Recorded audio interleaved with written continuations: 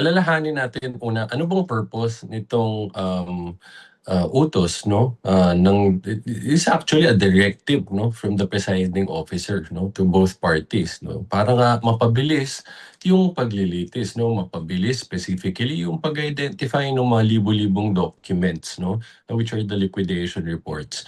Ang sabi niya, sinabihan niya mga parties na mag-meet kayo before the clerk of court, no?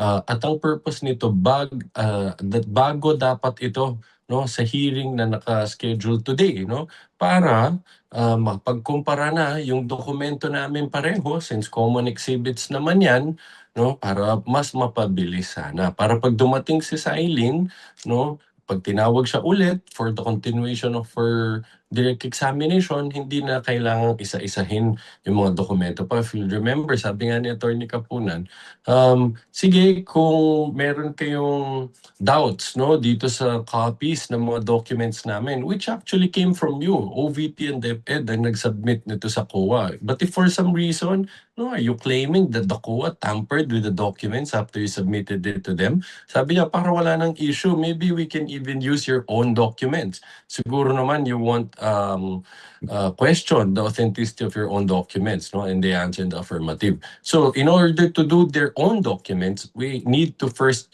compare our documents with theirs, no. Pag nakita na namin walang problema, pareho dokumento, then kung hindi pa rin sila mag-stipulate na gamitin ang dokumento namin, gamitin namin dokumento nila. So now, which brings us to their answer, no. I'm glad that they admitted that, no. We've been trying to reach out to them para ma-schedule na nga to as directed by the presiding officer. Unfortunately, ang sagot sa amin, August 14. No? What purpose will that serve? Dahil today nga naka-schedule dapat yan. No?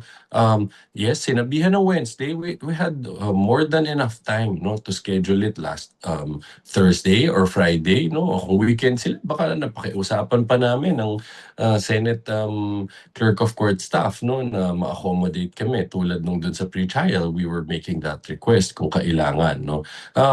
Yung answer na hindi sila sapat, well, sabi na nga niya, 16. No? 16 lawyers, no, ang officially nag-enter ng appearance dito. Hindi naman kailangan buong team sumama dyan para lang mag-comparison ng documents. No? And I'm sure they don't want to make it appear that they're not prioritizing the impeachment case of the Vice President. No? So, again, tulad ng sabi namin, ayaw kong sabihin na sinasadya nila na i-delay itong proceedings na to. But nagiging malinaw, magmula dun sa actions nila dun sa pre-trial, no? Pati nakita naman natin dun sa pagpresenta kay Attorney Wamil and kay Silene, itong ginagawa nila, sinasadya man o hindi, nakaka-cause talaga to ng delay.